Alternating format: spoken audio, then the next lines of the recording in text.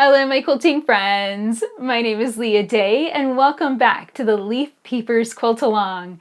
Today, I want to teach you how to do echo ditching.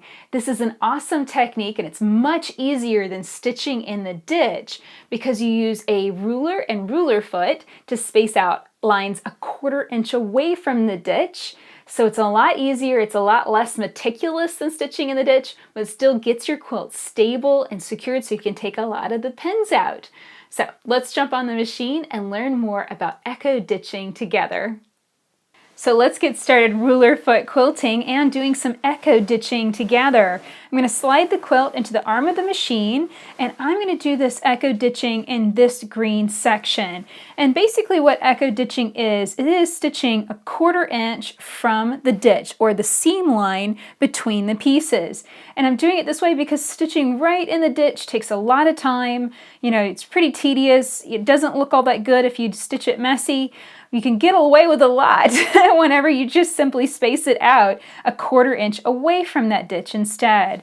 So I'm going to position my foot here, drop it into the down position. That's really important for a ruler foot. You don't want to leave the foot in the up position because, as you can see, that needle, that whole needle area will hit the top of the foot. So you want to make sure that that's in the down position before you ever hit the gas, hit your foot pedal, or drop your needle down because that could potentially break your machine. Okay, so I dropped my needle down, lifted it back up again. I'm going to tug on that top thread. That brings up a loop. That's your bobbin thread. Go on ahead and pull it up.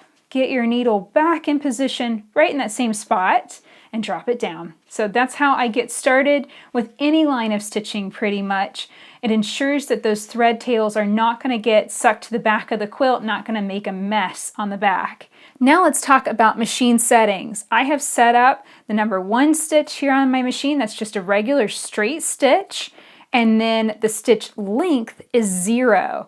And what that does is it basically stops the feed dogs from moving. It's no longer going to feed against me. And then I've covered the machine bed with this. This is a little Teflon sheet. It's called a queen size Supreme slider. And I've got that over my machine bed too. I don't drop my feed dogs for free motion quilting or for ruler foot quilting. I just don't prefer to. This is how I get my machine set up instead. So let's talk about the ruler foot first. This is a really particular foot, and it's wonderfully designed for perfect spacing. It's a circular foot that's exactly a 1/2 inch in diameter, and your needle should be resting right down the middle. And that means that you will have a 1/4 inch to all sides. So if you place the ruler right along that seam line and your needle's right in the middle, then you should be stitching a 1/4 inch away from whatever you're pressing the ruler against. So here we go. Now I'm doing several different things at once here, and I want to talk you through it. I am pressing down firmly with the ruler. I have some grippy stuff. It's called True Grips here on the back that helps to grip the quilt because you don't want this to slip out of position as you're using it. I'm also putting a little bit of pressure on the quilt itself to guide it through the arm of the machine, and I'm pressing the ruler both down against the quilt and against the edge of that ruler foot. Now this is a form of free motion quilting, so I could, if I wasn't paying attention, I could wobble off in all sorts of different directions. I could wander far away from the edge of that ruler. And that's the thing, you have to stay focused when you're doing ruler foot quilting and focus on what you're doing and both press and keep everything moving through the machine very evenly. Now this is a form of free motion quilting, so the size and shape of your stitches is going to be entirely up to you. So right here, I'm going to line this ruler up, and I'm going to give you an example. Let's say I just really put my foot down and I'm going super, super fast. Well, I need to move my hands a little faster so that way all of those stitches remain the same size. And those stitches actually ended up coming out pretty tiny. So that's definitely something you're going to need to watch out for. Let's say you're in a position like this and I don't really want to rotate that quilt around because I can't really see either way. It doesn't look like if I bother rotating, I'm really going to be in that much of a better direction. So I'm just going to position my ruler right here. And let's say that causes me to slow down. Well, that means that I really need to slow down my hands and keep an eye on what I'm doing and not try and push it through too fast. And then whenever I can see better or I reposition my body, then maybe I could put my foot down a little bit more. But just like with free motion quilting, this is a balancing ratio. We're balancing the speed of our hands moving with the speed of the machine running. And we control the speed of the machine running with the foot pedal. Now, you also have an option on machines like this machine has a start-stop button. And that's this button right here in the front. Now, if I hit that button, it's going to go based on the speed selected here. So if I want to go super, super fast, that's instantly what it's going to do. I'm going to slow that down all the way down to the slowest setting because I know from experience that this can be just a little bit alarming.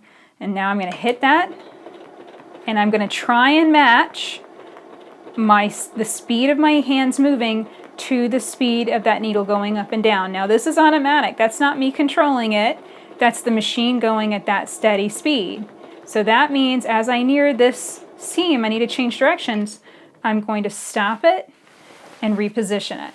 Now that's not my favorite way to quilt personally because I feel like a lot of times I just feel a little bit of a stress to hit that button instantaneously because with free motion quilting or with ruler foot quilting, if you stay stitching in place, like even if I just sit here and stitch a couple times in place, I'll end up with a knot in that spot, and I really don't like that.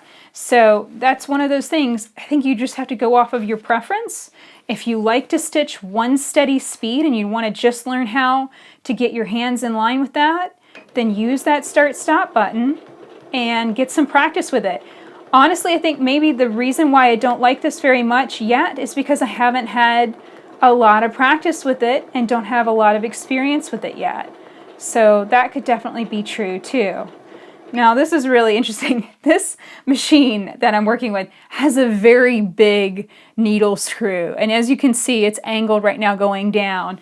One thing you want to be careful about as you're ruler quilting, it's really, you want to hold on to that ruler and make sure that it is secure on the quilt, but you also want to watch out for that needle screw coming down because it can hit you right on your finger and it really hurts. So watch out for that, definitely. Okay, here we go. So I'm going to go back to using my foot pedal and I'm going to adjust my speed slider to go all the way up.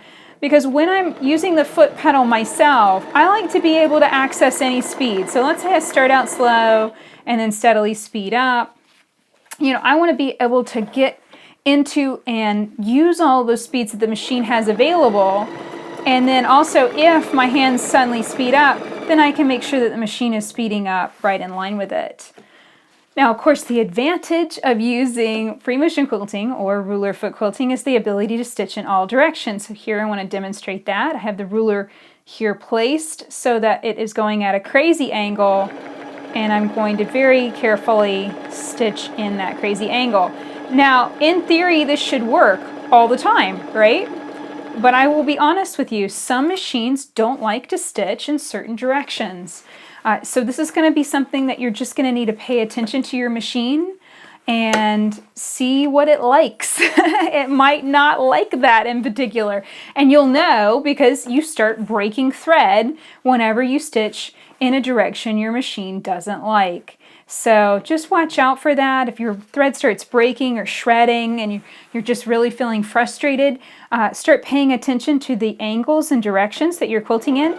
Definitely backwards like this, where basically the quilt is moving towards you, or in the reverse. Basically, if you were doing regular sewing, then your machine would be in the reverse function. That seems to drive a lot of machines crazy, because it's the opposite of the way that they're supposed to stitch. And while in theory, yes, we should be able to stitch in all different directions with free motion quilting, that might not always be actually true. It really is something that is different for every sewing machine. So I'm going to flip this quilt around here and show you how to tie off a thread break, because this is something I like to do. If I'm swinging around, essentially doing a full circle around a certain section, then I will want to tie off and bury these thread tails before I hit this starting point. So here's how I tie off and bury my thread tails. I take both of the tails and make a loop and then send the ends of the threads through that loop. And then I tighten it down so that it's that knot that I've just made an overhand knot. I tighten it down until it's about 1/8 of an inch from the quilt surface.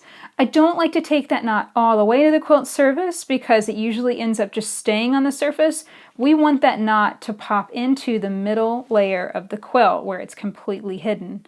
So I'm going to insert my needle. And this is a special needle. This is a cheater needle, and it has a groove in the top of the needle so that way you can easily thread it. It's much faster threading. You can also find these usually labeled speed threading or self-threading needles too. And I like these because it just makes it so much faster. But the tip of the needle, because it's open, can cause some breaks. So you need to know how to do this in a very particular way. Now the first thing I do is I run it through the quilt a bit, and then I double check on the back to make sure it's not coming through the back. We want this thread, we want the loose threads to hide in the middle layer of the quilt, in the batting layer. So now that it's positioned properly, I'm going to hold on to the thread tails this way.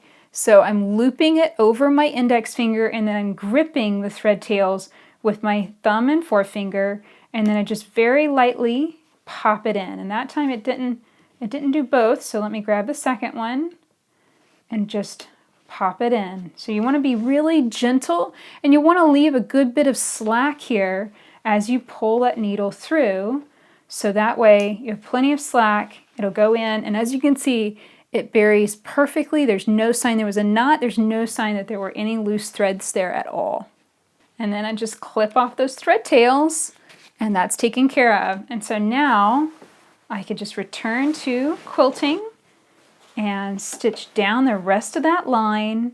And then when I reach that point, that spot, it's already been tied off and buried, so I don't have to worry about having 4 thread tails end up in the same spot.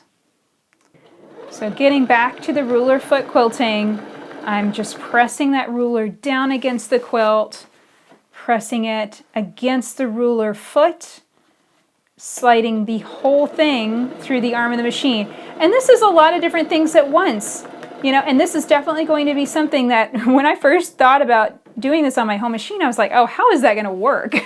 It just didn't seem like it would be something we could do all at the same time.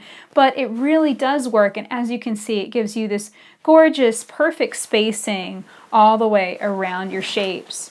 So that is how I'm going to do echo ditching, and I'm going to use the slice ruler to do this around all of these shapes. Basically anywhere that there's a color change, I'm going to do echo ditching within it.